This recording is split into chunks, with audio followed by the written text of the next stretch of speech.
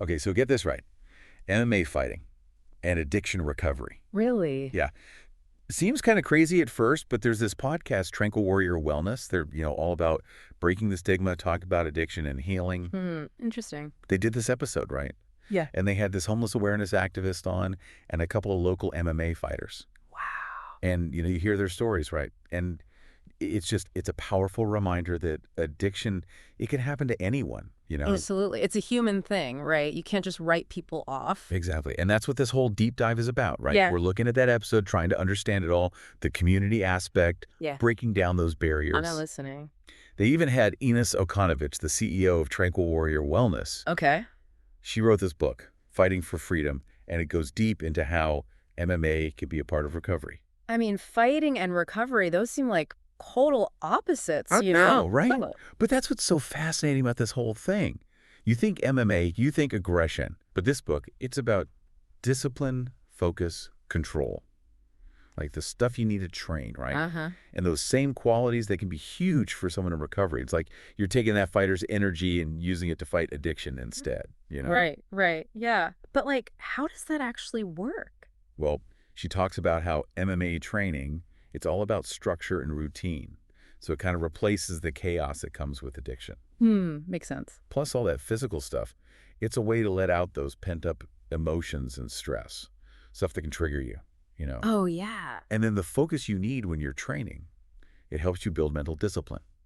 Makes it easier to say no to those cravings and actually make good choices. So it's more than just the punches and kicks, huh? Yeah, exactly. It's like rewiring your whole brain, your habits, your thought patterns, everything. And there's that whole mindfulness thing, right? Oh, absolutely. Yeah. Okanovic, she's big on that. It's like being aware of yourself, knowing what your triggers are, and figuring out how to deal with those tough emotions in a healthy way. Gotcha.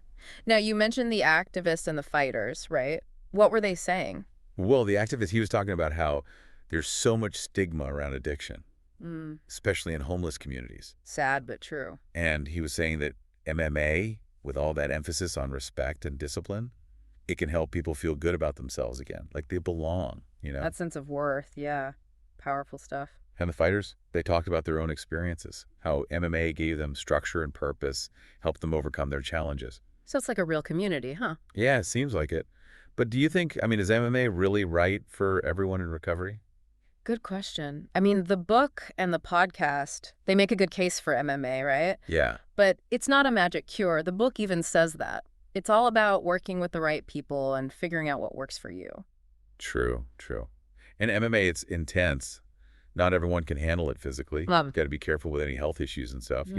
Absolutely. You got to be smart about it, even if you are healthy. They talk about finding a good trainer, someone who gets it, the whole recovery thing. So it sounds like what we're learning here is MMA can be really powerful, but you got to go about it the right way. You need support. Definitely. And it's cool how this whole idea, it goes beyond addiction. Discipline, mindfulness, community, that can help anyone with any challenge. Absolutely. Doesn't matter what you're going through. Addiction, chronic illness, just regular life stress. This stuff can help you find your inner strength. It makes you think, right? So here's something to think about. How can we, as people and as a society, make it easier for people to get the help they need? How can we build those spaces where they feel supported? That's a really great question.